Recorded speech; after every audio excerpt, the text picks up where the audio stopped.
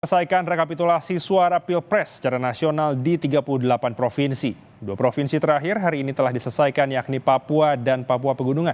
Dari hasil rekapitulasi suara Pilpres 2024, Prabowo Gibran unggul di 36 provinsi, sementara Anies Mohaimin di 2 provinsi.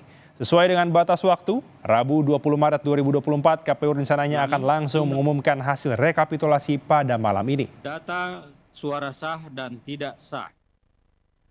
Terima kasih kepada teman-teman Bawaslu Provinsi, Ketua dan anggota yang sudah bekerja keras mengawal proses-proses pemilu di Provinsi Papua. Bapak, Ibu saudara sekalian, dengan demikian rekapitulasi rangkaian rapat pleno rekapitulasi hasil perolehan suara untuk pemilu di luar negeri yang dikerjakan oleh teman-teman PPLN di 128 PPLN sudah kita laksanakan.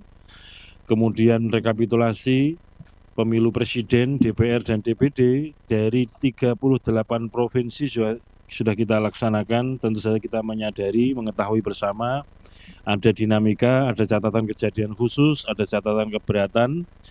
Lalu karena itu maka rapat pleno rekapitulasi hasil perolehan suara tingkat nasional kita nyatakan selesai dan kita jeda terlebih dahulu. Nanti kita buka lagi jam 20. KPU rencananya mengumumkan hasil Pilpres dan hasil pemilu legislatif malam ini. Saudara, kita pantau bagaimana situasi di gedung KPU bersama jurnalis Kompas TV. Ada Valentina Sitorus di sana. Valen, unjuk rasa dilakukan di depan KPU malam ini. Kira-kira apakah masih bertahan dan apa yang sebenarnya mereka suarakan?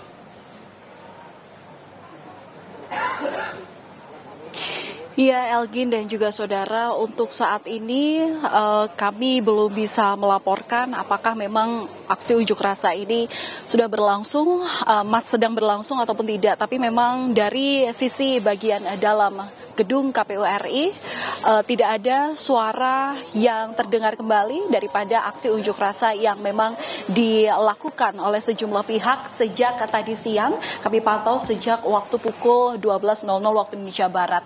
Yang bisa kami informasikan saat ini adalah bagaimana proses rekapitulasi suara melalui sidang pleno yang sudah selesai dilakukan oleh KPU Republik Indonesia per hari ini, yang memang kita nantikan dari 2 provinsi di wilayah timur Indonesia, yakni Papua dan juga Papua Pegunungan. Dan terakhir baru saja pada pukul 19:20 waktu Indonesia Barat, KPU Pusat ini telah selesai melakukan rekapitulasi nasional yang sebelumnya dilakukan secara berjenjang dari tingkat kecamatan, kabupaten kota, provinsi, dan kemudian secara nasional. Dapat kami informasikan kepada Anda, Elgin dan juga saudara, dari hasil rekapitulasi suara di Provinsi Papua, lagi-lagi pasangan calon Prabowo Gibran ini memperoleh atau unggul dengan jumlah suara 378.908. Kemudian disusul oleh pasangan calon Ganjar Mahfud yang mendapatkan suara 178.534 suara. Dan kemudian pasangan calon Anies Baswedan dan Muhaimin Iskandar ini di posisi yang buncit, yakni ada 67.592 suara.